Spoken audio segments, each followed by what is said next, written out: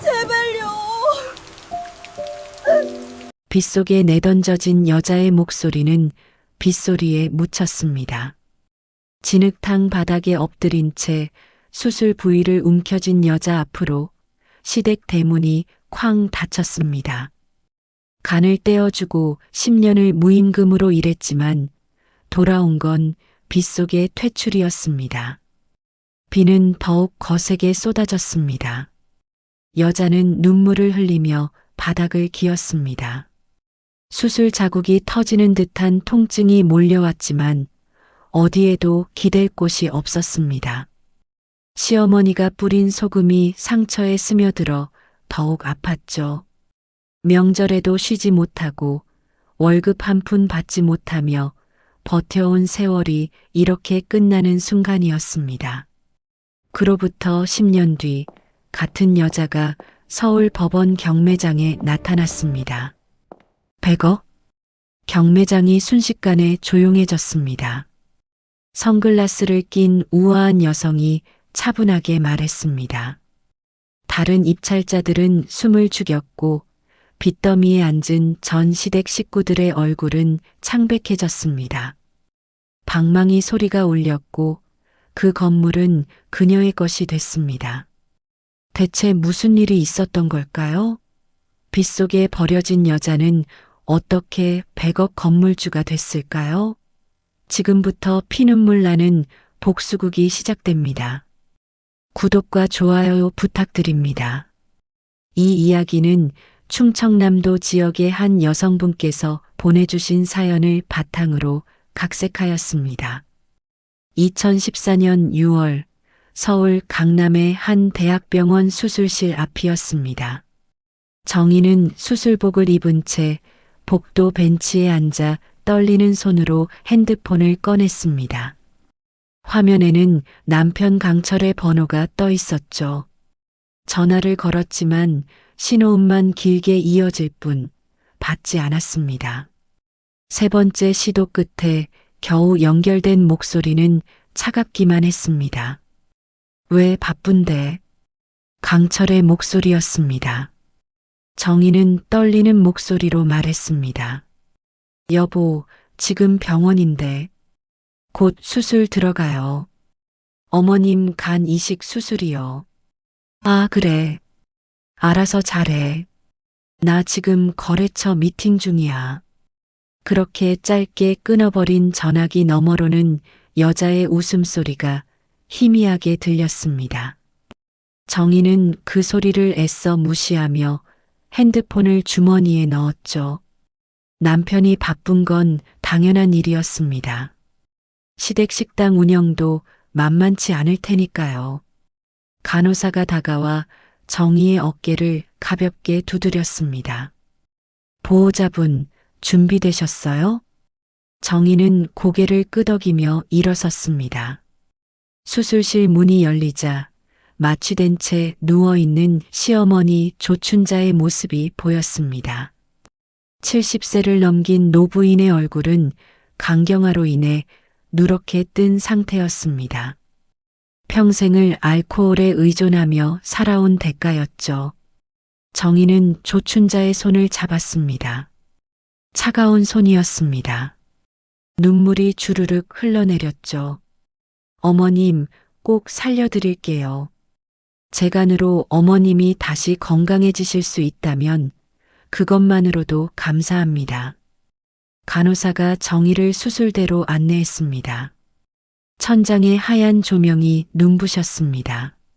마취과 의사가 다가와 말했습니다. 긴장 풀고 천천히 숫자를 세어보세요.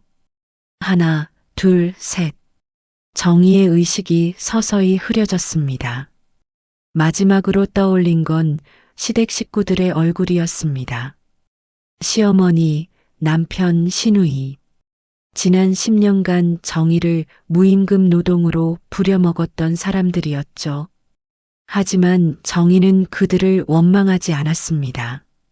가난한 집안에서 태어나 간신히 시집온 자신에게 지분과 밥을 준 것만으로도 감사해야 한다고 생각했습니다. 수술은 8시간 넘게 이어졌습니다. 정희가 마취에서 깨어난 건 다음 날 새벽이었습니다. 눈을 뜨자 천장에 하얀 타일이 보였습니다. 옆구리가 찢어지는 듯 아팠습니다. 간의 3분의 1을 떼어낸 자리였습니다. 정희는 신음을 삼키며 고개를 돌렸습니다. 병실 문이 살짝 열려 있었고 복도에서 목소리가 들렸습니다. 야, 노인네 살렸으니 이제 저 부엌대기 필요 없지? 강철의 목소리였습니다. 정희의 심장이 멎는 것 같았습니다. 언제 버릴 거야? 애도 못 낳는 년이간 하나 줬다고 유세 떨 것 같은데. 여자의 목소리였습니다. 강철의 목소리가 이어졌습니다. 조금만 기다려. 엄마 건강 회복되면 바로 이혼 서류 내밀 거야. 그때까지만 참아. 에이, 10년이나 공짜로 부려먹었으면 됐지. 이제 진짜 우리끼리 살자고. 웃음소리가 들렸습니다. 정희는 온몸이 얼어붙었습니다. 눈물이 주르륵 흘러내렸지만 목소리는 나오지 않았습니다. 수술 후유증으로 몸을 움직일 수조차 없었습니다. 복도의 발걸음 소리가 멀어졌습니다. 정희는 천장을 바라보며 눈물을 흘렸습니다. 간을 떼어준 대가가 이것이었습니다.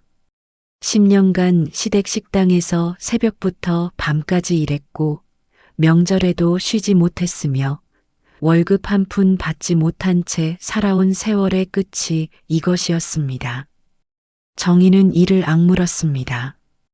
옆구리의 통증보다 더 아픈 건 가슴 속 무언가가 무너져 내리는 느낌이었습니다. 정희가 수술 후 회복실에서 일주일을 보낸 뒤 시어머니 조춘자는 놀라울 정도로 빠르게 건강을 되찾았습니다. 정희의 간을 이식받은 조춘자의 얼굴에는 다시 혈색이 돌았고 누런 빛이 가셨습니다. 의사는 수술이 성공적이었다며 기뻐했죠. 하지만 정희는 달랐습니다. 수술 부위가 아물지 않아 걸음조차 제대로 걷지 못했습니다. 옆구리를 붙잡고 간신히 화장실을 오가는 것이 전부였죠. 그런 정희에게 병실 문이 열리며 강철이 들어왔습니다. 일어나. 퇴원이야. 강철의 목소리는 냉랭했습니다. 정희는 고개를 들어 남편을 바라봤습니다. 10년을 함께 산 남편의 얼굴에는 어떤 온기도 없었습니다. 여보, 아직 의사 선생님이 일주일은 더 있어야 한다고. 시끄러워. 병원비 더 낼 돈 없어. 당장 짐 싸. 강철은 정희의 옷가지를 아무렇게나 비닐봉지에 쑤셔 넣었습니다. 정희는 떨리는 손으로 옷을 입었습니다. 수술복을 벗고 평상복을 입는 것조차 고통스러웠죠. 강철은 그런 정희를 거들떠보지도 않았습니다. 병원을 나서자 차가운 빗줄기가 쏟아졌습니다. 6월의 장마였습니다. 강철은 우산도 없이 정희를 차에 태웠고 시댁으로 향했습니다. 차 안은 침묵뿐이었습니다. 정희는 창밖을 바라보며 눈물을 삼켰습니다. 시댁에 도착하자 조춘자와 시누이 그리고 낯선 여자가 현관 앞에 서 있었습니다. 낯선 여자는 강철의 내연녀였습니다. 20대 후반으로 보이는 여자는 화려한 화장을 하고 명품 가방을 들고 있었습니다. 정희가 차에서 내리자 조춘자가 입을 열었습니다. 정희야, 들어와. 목소리는 평소와 달리 차가웠습니다. 정희는 비를 맞으며 현관으로 들어갔습니다. 거실 탁자 위에는 서류 한 장이 놓여 있었습니다. 이혼 서류였습니다. 여기 도장 찍어. 조춘자가 서류를 밀어냈습니다. 정희는 그 서류를 바라보며 온몸이 얼어붙었습니다. 어머님, 이게 무슨... 시끄러워. 애도 못 낳는 년이 10년이나 우리 집에 붙어 있었으면 됐지. 간 하나 줬다고 평생 우리한테 빌붙을 셈이야? 조춘자의 목소리는 독침처럼 날카로웠습니다. 정희는 고개를 들어 시어머니를 바라봤습니다. 자신의 간으로 살아난 그 사람이 지금 이렇게 말하고 있었습니다. 어머님, 제가 뭘 잘못했습니까? 10년간 식당 일 하나도 빠지지 않고 했고 어머님 간까지 드렸는데 그래서 그게 뭐 대단한 일이야? 시집온 며느리가 시댁 일하는 거 당연한 거 아니야? 조춘자가 비웃었습니다. 옆에 선 강철도 팔짱을 낀 채 차갑게 정희를 내려다봤습니다. 당장 도장 찍어. 안 그러면 짐 싸서 지금 당장 나가. 정희의 손이 떨렸습니다. 하지만 어쩔 도리가 없었습니다. 갈 곳도 없었고 돈도 없었습니다. 부모님은 이미 돌아가셨고 친척도 없었습니다. 정희는 떨리는 손으로 도장을 찍었습니다. 조춘자가 서류를 낚아채며 만족스러운 표정을 지었습니다. 좋아. 이제 썩 꺼져. 내 짐은 밖에 던져뒀으니까 가져가. 어머님. 어머님은 무슨 어머님이야. 이제 남이야, 남. 조춘자가 소리쳤습니다. 그 순간 조춘자는 정희의 얼굴에 무언가를 뿌렸습니다. 소금이었습니다. 거친 소금 알갱이가 정희의 얼굴과 수술 부위에 닿았고 정희는 비명을 삼키며 바닥에 쓰러졌습니다. 썩 나가. 당장. 강철이 정희를 끌어냈습니다. 비오는 마당에 내던져진 정희는 진흙탕 바닥에 쓰러졌습니다. 옆구리에 상처가 터지는 듯한 통증이 몰려왔죠. 정희는 비명을 참으며 몸을 웅크렸습니다. 제발, 제발이요. 정희의 목소리는 빗소리에 묻혔습니다. 시댁 식구들은 문을 닫아버렸고 정희는 빗속에 홀로 남겨졌습니다. 비는 더욱 거세게 쏟아졌습니다. 정희는 진흙탕 바닥에 엎드린 채 눈물을 흘렸습니다. 간을 떼어주고 10년을 무임금으로 일했지만 돌아온 건 빗속의 퇴출이었습니다. 그때 누군가의 발소리가 들렸습니다. 정희는 고개를 들었습니다. 빗속에서 우산을 쓴 노신사가 서 있었습니다. 70대로 보이는 그 남자는 정희를 내려다보며 차분한 목소리로 물었습니다. 자네, 이대로 죽을 건가 아니면 저들의 피눈물을 볼 건가? 노신사는 정희를 일으켜 세웠습니다. 정희는 온몸이 떨렸지만 그 손을 잡았습니다. 노신사는 정희를 자신의 차에 태우고 어디론가 향했습니다. 비는 여전히 쏟아졌고 정희는 축 늘어진 채 창밖을 바라봤습니다. 저는 누구십니까? 정희가 간신히 목소리를 냈습니다. 노신사는 운전대를 잡은 채 대답했습니다. 내 이름은 중요하지 않네. 중요한 건 자네가 앞으로 어떻게 살 것인가야. 차는 서울을 벗어나 고속도로를 달렸습니다. 1시간쯤 지났을까 차는 충청남도의 한 산골 마을에 멈췄습니다. 낡은 한옥 한 채가 보였습니다. 여기서 쉬게. 그리고 생각해보게. 자네가 정말 원하는 게 뭔지. 노신사는 정희를 한옥으로 안내했습니다. 방 안에는 깨끗한 이불이 깔려 있었고 따뜻한 차가 준비되어 있었습니다. 정희는 그 자리에 주저앉아 눈물을 흘렸습니다. 다음 날 아침 정희는 노신사에게 물었습니다. 제가 뭘 해야 할까요? 노신사는 정희를 장독대로 안내했습니다. 수십 개의 장독이 줄지어 서 있었고 그 안에서는 오랜 세월 숙성된 장의 향이 풍겼습니다.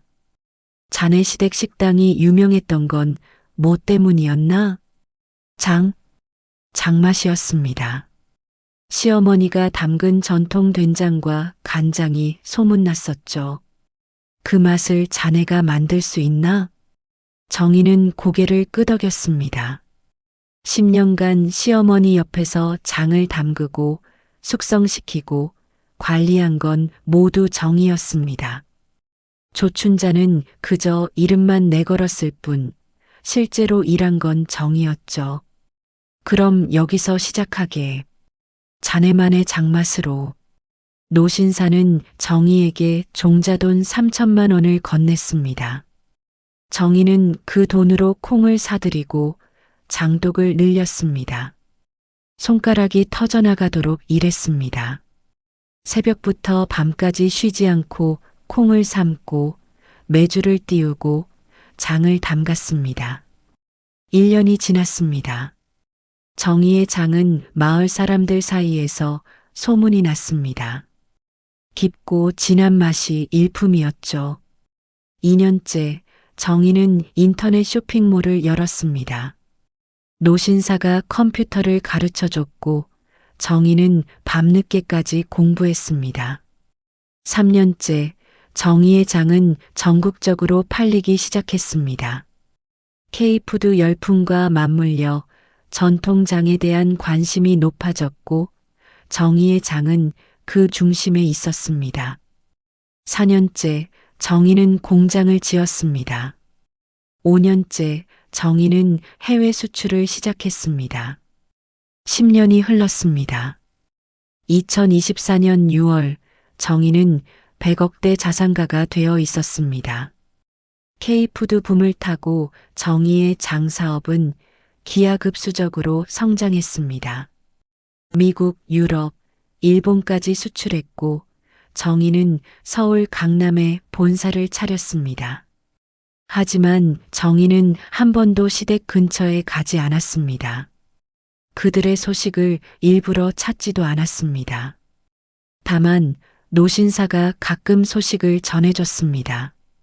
강철 그 친구 내연녀와 결혼했다더군. 시댁 식당은 글쎄 맛이 예전 같지 않아서 손님이 끊겼다던데. 정희는 아무 말도 하지 않았습니다. 그저 차를 마시며 창밖을 바라볼 뿐이었습니다. 그러던 어느 날 노신사가 서류 한 장을 건넸습니다. 자네 시댁 건물 말이야. 경매에 나왔네. 정희의 손이 멈췄습니다. 서류에는 경매 공고가 적혀 있었습니다.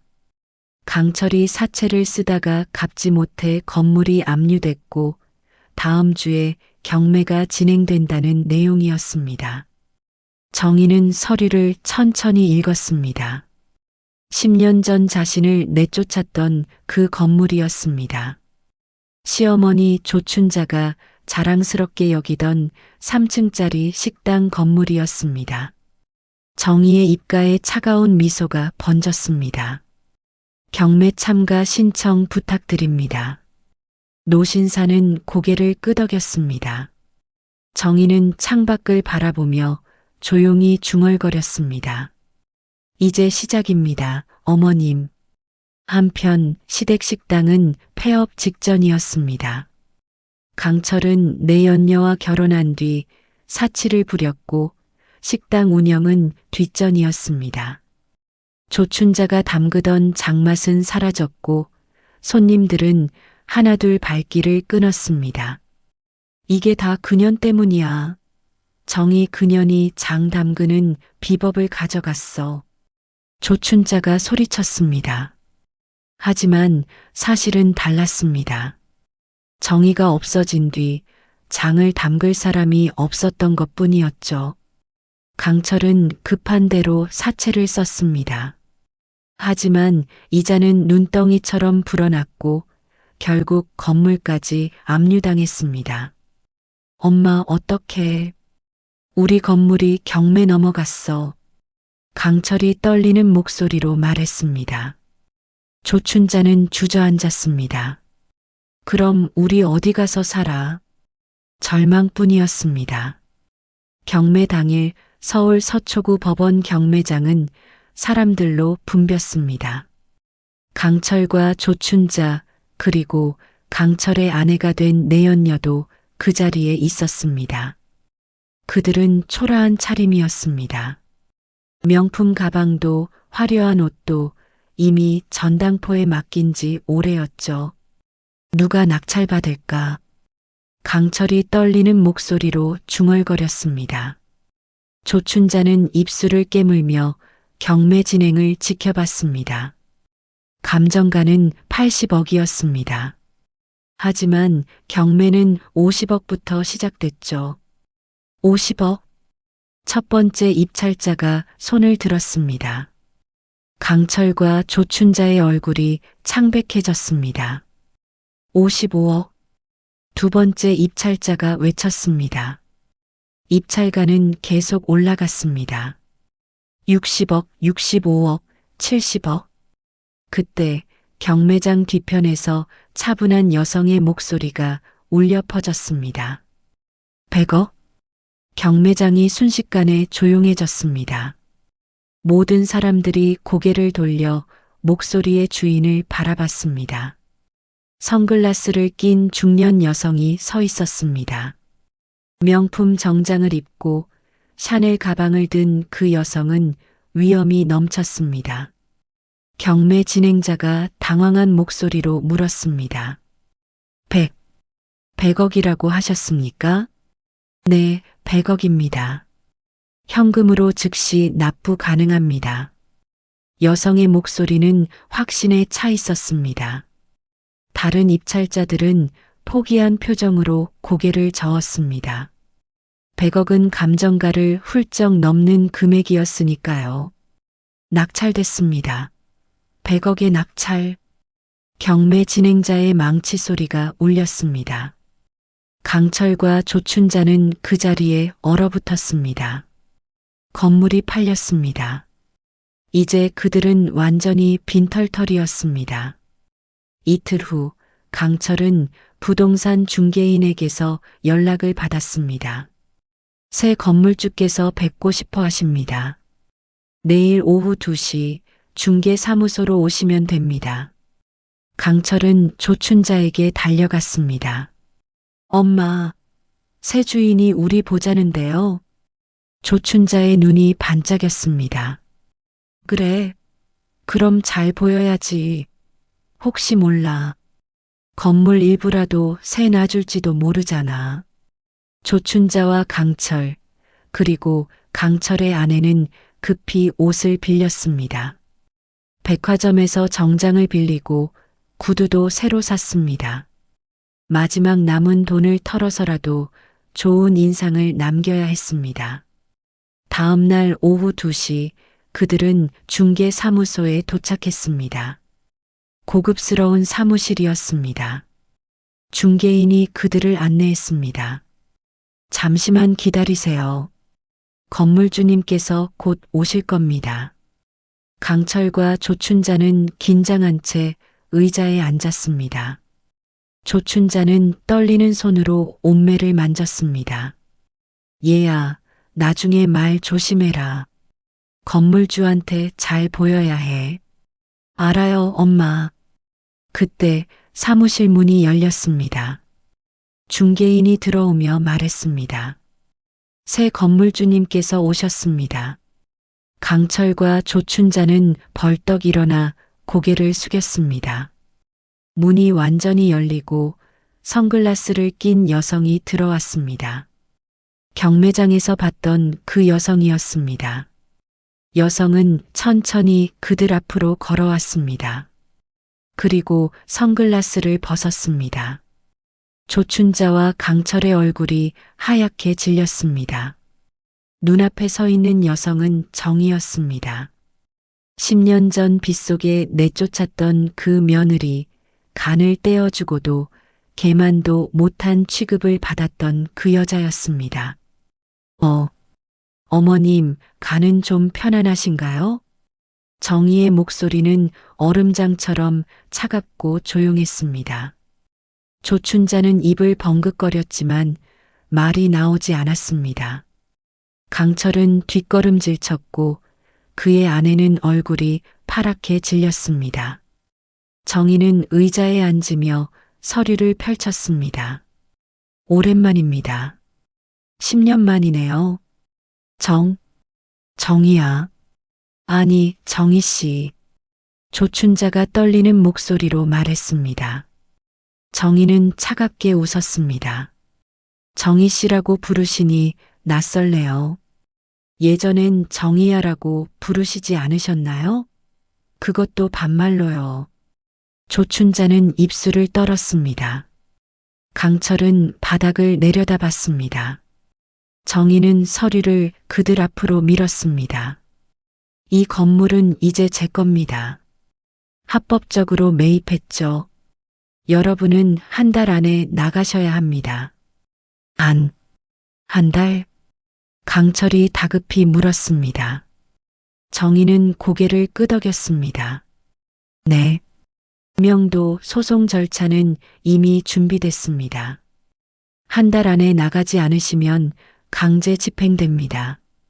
조춘자가 바닥에 주저앉았습니다. 정희야. 아니, 정희님. 제발 한 번만 봐줘요. 우린 갈 곳이 없어요. 저도 10년 전엔 갈 곳이 없었습니다. 그때 어머님은 뭐라고 하셨죠? 썩 꺼져라 그러셨죠? 정희의 목소리는 흔들림이 없었습니다. 조춘자는 바닥에 엎드렸습니다. 미안해요. 제가 미쳤었어요. 제발. 정희는 자리에서 일어났습니다. 한 달 드립니다. 그 안에 나가세요. 정희는 사무실을 나갔습니다. 뒤에 남은 조춘자와 강철은 바닥에 주저앉아 눈물을 흘렸습니다. 정희가 사무실을 나간 뒤 조춘자는 바닥에 엎드려 통곡했습니다. 강철은 멍하니 앉아 있었고 그의 아내는 벽에 기댄 채 고개를 숙였습니다. 이럴 수가. 정희가 건물주라니. 강철이 떨리는 목소리로 중얼거렸습니다. 조춘자가 강철의 팔을 붙잡았습니다. 당장 쫓아가. 빌어. 무릎 꿇어서라도 빌어. 강철은 비틀거리며 일어나 사무실 밖으로 뛰쳐나갔습니다. 정희는 이미 차에 타려는 참이었습니다. 강철이 소리쳤습니다. 정희야. 정희는 차 문을 잡은 채 고개를 돌렸습니다.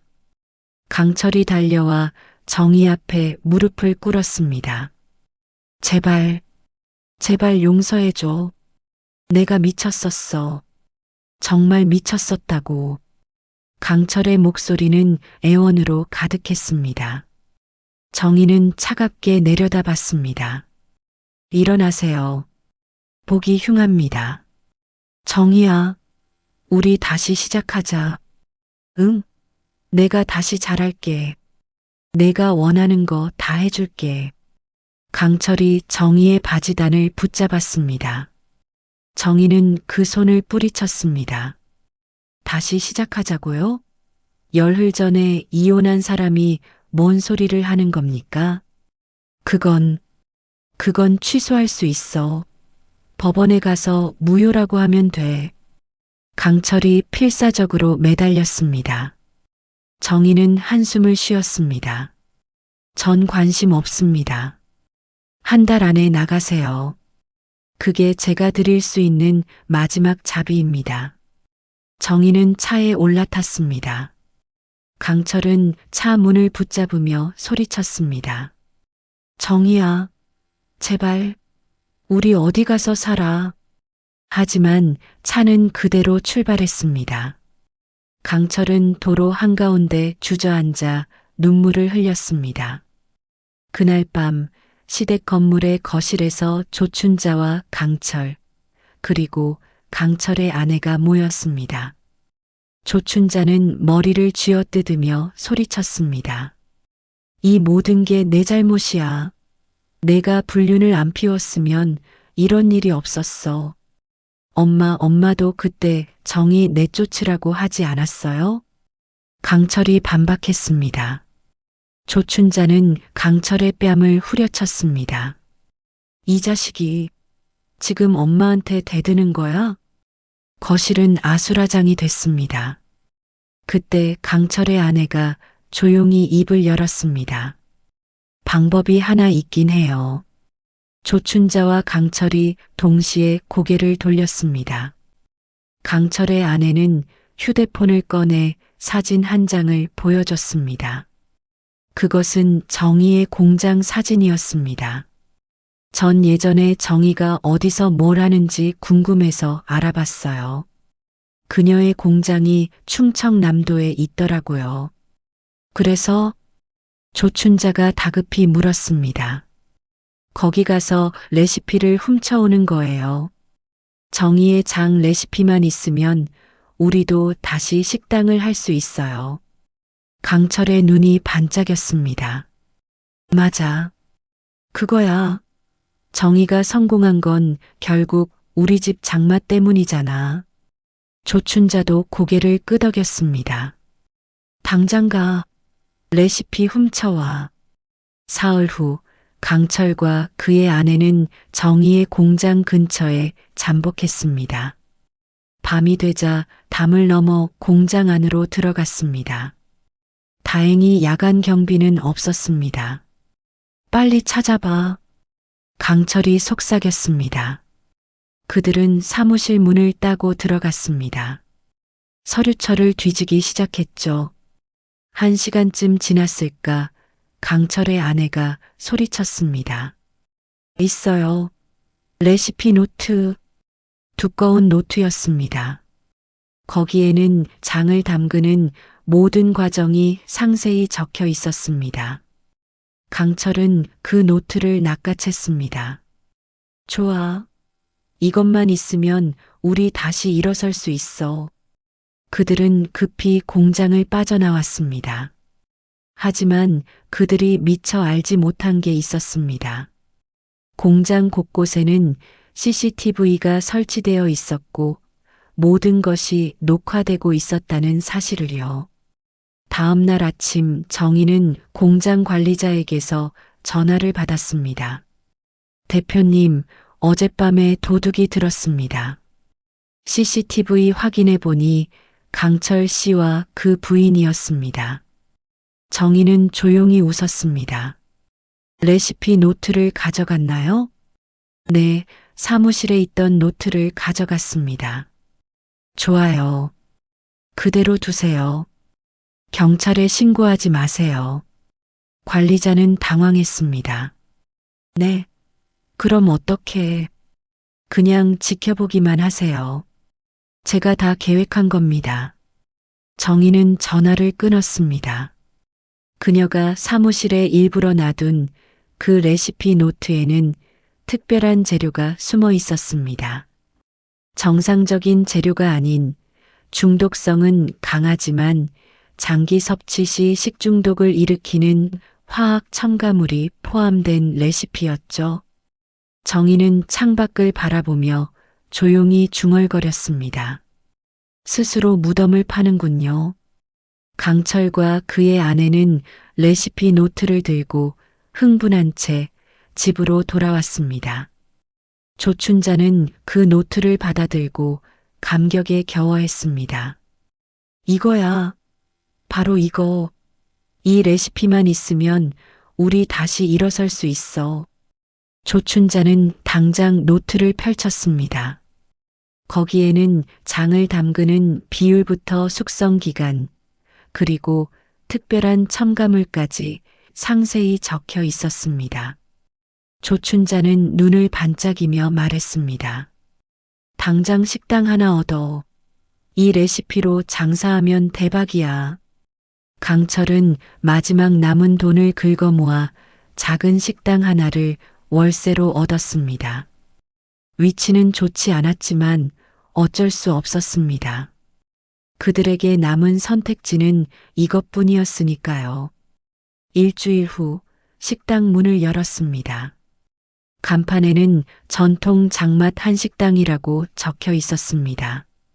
조춘자는 직접 주방에 서서 레시피대로 장을 만들었습니다. 노트에 적힌 대로 특별한 첨가물도 넣었죠. 손님들이 하나둘 들어오기 시작했습니다. 된장찌개를 먹은 손님들은 감탄했습니다. 와, 이 맛 진짜 깊네요. 중독성 있는데요? 조춘자와 강철은 서로를 바라보며 웃었습니다. 정의의 레시피가 효과를 발휘하고 있었습니다. 손님들은 계속 늘어났고 일주일 만에 식당은 만석이 됐습니다. 맞지? 우리도 할 수 있어. 강철이 기뻐하며 말했습니다. 조춘자는 고개를 끄덕이며 웃었습니다. 하지만 그 기쁨은 오래가지 못했습니다.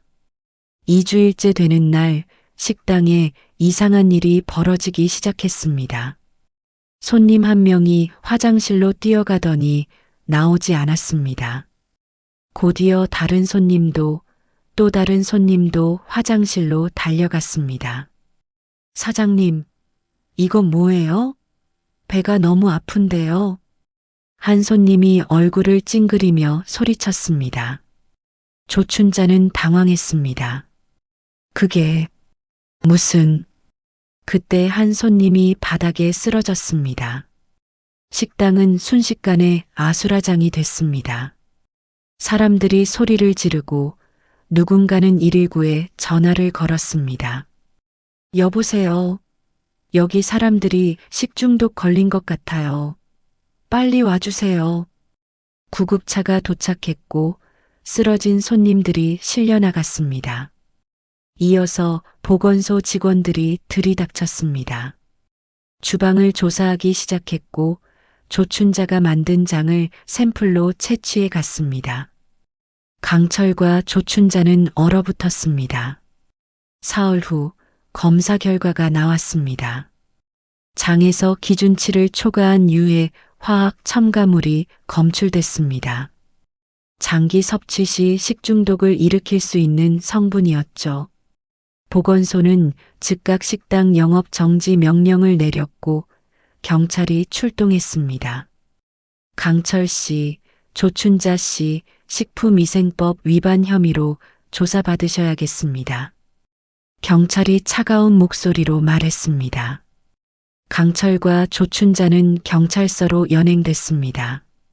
조사실에서 경찰은 날카롭게 물었습니다. 이 첨가물을 왜 넣었습니까? 저희는 몰랐어요. 레시피에 적혀 있는 대로 한 거예요. 강철이 떨리는 목소리로 대답했습니다. 경찰은 레시피 노트를 펼쳤습니다. 이 노트는 어디서 구했습니까? 강철과 조춘자는 입을 다물었습니다. 도둑질했다고 말할 수는 없었으니까요. 하지만 경찰은 이미 다 알고 있었습니다. CCTV 영상 확보했습니다. 강철 씨, 당신 며칠 전 정희 씨 공장에 무단 침입했죠? 강철의 얼굴이 새하얗게 질렸습니다.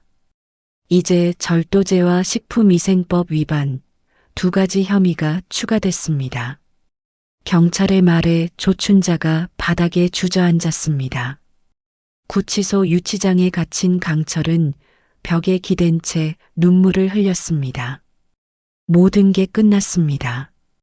식당도 건물도 이제 남은 건 범죄 기록뿐이었습니다. 그때 교도관이 다가왔습니다. 강철 씨, 면회 나왔습니다. 강철은 비틀거리며 일어나 면회실로 향했습니다. 유리창 너머에는 정희가 앉아 있었습니다. 강철은 그 모습을 보자 눈물이 쏟아졌습니다. 정희야. 정희는 차갑게 앉아 있었습니다. 그녀는 서류 한 장을 유리창에 붙였습니다. 계약서였습니다. 살고 싶으세요? 정희의 목소리가 스피커를 통해 들렸습니다. 강철은 고개를 끄덕였습니다. 그럼 이 계약서에 사인하세요. 당신과 어머님이 저지른 모든 빚, 제가 갚아드리겠습니다. 대신 조건이 있습니다. 강철은 서류를 들여다봤습니다. 거기에는 충격적인 내용이 적혀 있었습니다. 채무자 강철, 조춘자는 채권자 한정희에게 진 모든 빚을 갚기 위해 평생 무임금으로 노동할 것을 서약함. 강철의 손이 떨렸습니다. 이건 노예 계약입니다. 하지만 선택은 당신이 하는 거예요. 사인하면 살고 안 하면 감옥에서 썩는 거죠. 정희의 목소리는 단호했습니다. 강철은 고개를 떨어뜨렸습니다. 선택의 여지가 없었습니다. 사인할게요. 정희는 차갑게 웃었습니다. 일주일 후 강철과 조춘자는 석방됐습니다. 정희가 모든 피해자들에게 합의금을 지불했고 빚도 모두 갚았습니다. 총액은 15억이 넘었습니다. 하지만 그 대가로 강철과 조춘자는 계약서에 도장을 찍었죠. 석방되자마자 그들은 정희가 보낸 차에 태워졌습니다. 차는 충청남도의 정희 공장으로 향했습니다. 2시간쯤 달렸을까 차는 거대한 공장 단지 앞에 멈췄습니다. 여기가 정희의 공장이야? 강철이 입을 벌린 채 중얼거렸습니다. 공장은 상상했던 것보다 훨씬 컸습니다. 5,000평이 넘는 부지에 3동의 건물이 서 있었고 트럭들이 쉼없이 드나들고 있었습니다. 차에서 내리자 공장 관리자가 다가왔습니다. 강철 씨, 조춘자 씨, 이쪽으로 오십시오. 그들은 관리자를 따라 공장 뒤편의 작은 건물로 갔습니다. 기숙사였습니다. 관리자가 문을 열자 비좁은 방 하나가 나왔습니다. 2층 침대 하나와 작은 책상, 그게 전부였습니다. 여기가 당신들 숙소입니다. 내일 아침 5시부터 근무 시작입니다. 관리자가 차갑게 말했습니다. 조춘자가 떨리는 목소리로 물었습니다. 여기서 우리 둘이 같이 자라고요? 네. 문제 있습니까? 조춘자는 입을 다물었습니다. 문제가 있든 없든 선택권은 없었습니다. 다음 날 새벽 5시 사이렌 소리에 강철과 조춘자는 잠에서 깼습니다. 공장 직원이 문을 두드렸습니다. 일어나세요. 근무 시작입니다. 그들은 비틀거리며 일어났습니다. 작업복이 던져졌고 그들은 서둘러 옷을 갈아입었습니다. 공장 식당으로 이동하자 수십 명의 직원들이 아침을 먹고 있었습니다. 하지만 강철과 조춘자에게는 밥이 주어지지 않았습니다. 당신들은 일 끝나고 먹습니다. 규칙입니다. 관리자가 단호하게 말했습니다. 빈속으로 작업장에 들어간 그들은 각자 배치를 받았습니다. 강철은 창고에서 30kg짜리 콩 포대를 나르는 일을, 조춘자는 장독대 청소를 맡았습니다. 일은 생각보다 훨씬 힘들었습니다. 강철은 1시간도 안 돼서 허리가 끊어질 것 같았고 조춘자는 무릎이 아파서 비명을 삼켰습니다. 하지만 쉴 수 없었습니다. 관리자가 계속 지켜보고 있었으니까요. 정오가 되자 점심시간이었습니다. 다른 직원들은 식당으로 향했지만 강철과 조춘자는 작업장에 남아야 했습니다. 배가 고파서 눈앞이 흐려졌지만 누구도 그들에게 밥을 주지 않았습니다. 오후 6시가 되어서야 첫 식사가 허락됐습니다. 하지만 그들에게 주어진 건 찬밥 한 그릇과 김치 몇 조각뿐이었습니다. 이게 뭐예요? 조춘자가 떨리는 목소리로 물었습니다. 관리자가 차갑게 대답했습니다. 계약서 읽어보지 않으셨습니까? 최소한의 식사만 제공됩니다. 조춘자는 눈물을 삼키며 찬밥을 떠먹었습니다. 10년 전 정희에게 그랬던 것처럼 말이죠. 일주일이 지났습니다. 강철과 조춘자의 몸은 멍투성이가 됐습니다. 손은 터져서 피가 났고 무릎은 부어올랐습니다. 하지만 일은 계속됐습니다. 그러던 어느 날 저녁 정희가 공장을 방문했습니다. 검은색 고급 세단이 공장 앞에 멈췄고 정희가 내렸습니다. 명품 코트를 걸친 그녀는 여왕처럼 위엄 있었습니다. 관리자가 강철과 조춘자를 불렀습니다. 주인님께서 오셨습니다. 인사드려라. 강철과 조춘자는 비틀거리며 정희 앞에 섰습니다. 정희는 그들을 천천히 둘러봤습니다. 초라한 작업복, 터진 손, 멍든 얼굴. 10년 전 자신의 모습 그대로였습니다. 일은 잘하고 계신가요? 정희의 목소리는 평온했습니다. 조춘자가 무릎을 꿇었습니다. 정희야. 아니, 주인님. 제발. 배가 너무 고파요. 정희는 조춘자를 내려다봤습니다. 배가 고프시다고요? 10년 전 저도 똑같았습니다. 하루 한 끼 찬밥으로 버텼죠. 어머님도 충분히 하실 수 있을 겁니다. 제발 용서해 주세요. 제가 잘못했어요. 조춘자가 정희의 발을 붙잡으려 했지만 정희는 한 발 물러섰습니다. 용서요? 어머님은 10년 전 제게 소금을 뿌리셨죠. 수술 자국도 아물지 않은 제 얼굴에 말입니다. 그런 어머님이 지금 용서를 구하시는군요. 정희의 목소리에는 감정이 없었습니다. 조춘자는 바닥에 엎드려 통곡했습니다. 미안해요. 정말 미안해요. 하지만 정희는 돌아섰습니다. 계약 기간은 평생입니다. 열심히 일하세요. 정희는 차에 올랐고 차는 그대로 떠났습니다. 뒤에 남은 조춘자와 강철은 바닥에 주저앉아 눈물을 흘렸습니다. 10년 전 그들이 정희에게 했던 모든 것이 그대로 돌아온 것이었습니다. 한 달이 더 흘렀습니다.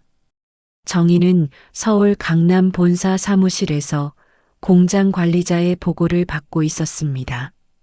모니터 화면에는 CCTV 영상이 떠 있었습니다. 강철이 창고에서 포대를 나르고 조춘자가 바닥을 닦는 모습이었습니다. 두 사람 모두 성실히 일하고 있습니다. 불평은 줄었고 이제는 명령에 순응하는 편입니다. 관리자의 보고에 정희는 고개를 끄덕였습니다. 창밖으로는 서울 시내가 한눈에 내려다 보였습니다. 100층짜리 빌딩 꼭대기에 위치한 정희의 사무실은 그 자체로 권력의 상징이었습니다. 그나저나 강철의 전 부인은 어떻게 됐습니까? 정희가 물었습니다. 관리자가 서류를 펼쳤습니다. 아, 그 여자 말씀이시군요. 강철이 구속됐을 때 모든 돈을 챙겨서 도망쳤습니다. 해외로 도주하려다 인천공항에서 사기죄로 체포됐습니다.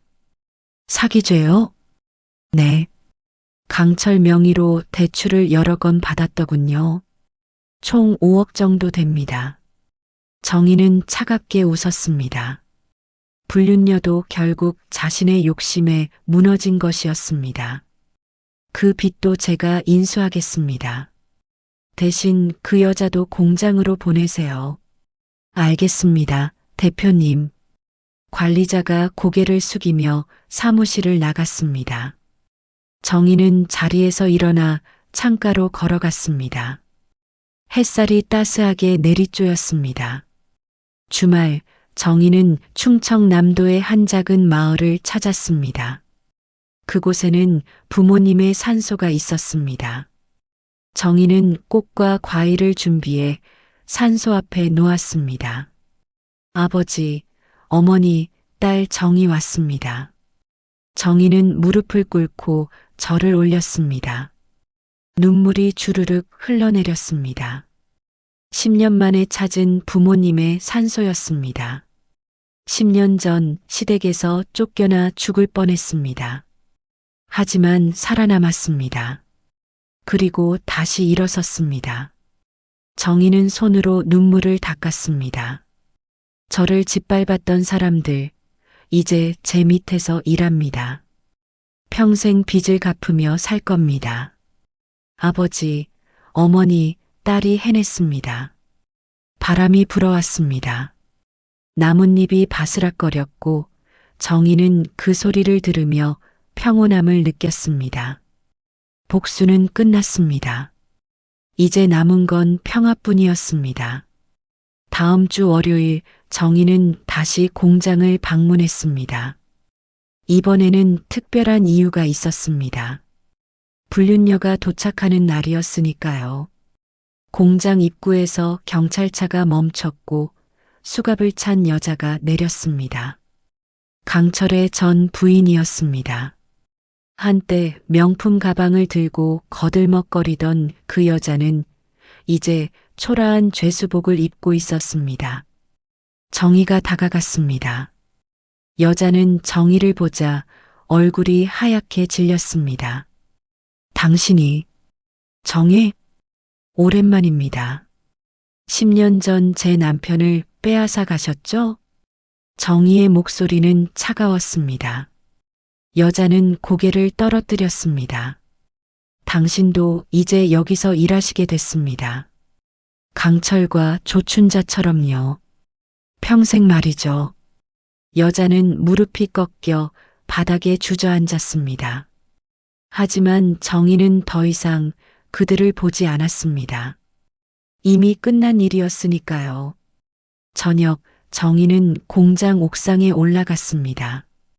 해가 지고 있었습니다. 아래로는 공장 마당이 보였고 강철과 조춘자 그리고 불륜녀가 저녁 식사를 하고 있었습니다.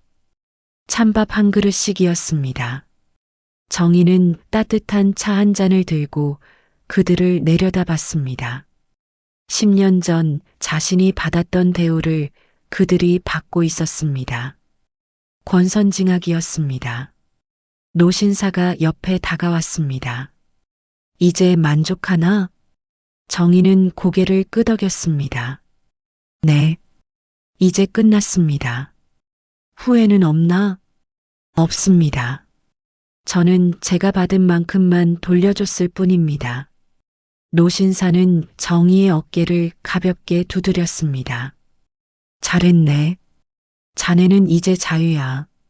정희는 차를 마시며 석양을 바라봤습니다. 붉게 물든 하늘이 아름다웠습니다. 10년 전 빗속에 버려졌던 그날의 악몽은 이제 완전히 사라졌습니다. 정희는 서울로 돌아왔습니다. 사무실에 앉아 창밖을 내다봤습니다. 빌딩 숲 사이로 불빛이 반짝였습니다. 정희는 조용히 중얼거렸습니다. 남의 눈에 피눈물 흘리게 앉아 제 눈엔 진물이 흐를 것이다. 정희의 입가에 평온한 미소가 번졌습니다. 복수는 끝났고 이제 남은 건 자신의 인생을 사는 것뿐이었습니다. 해는 완전히 졌고 서울의 밤이 시작됐습니다. 하지만 정희의 사무실에는 여전히 불이 켜져 있었습니다. 100억 건물주 한정희의 새로운 인생이 지금부터 시작되는 것이었습니다.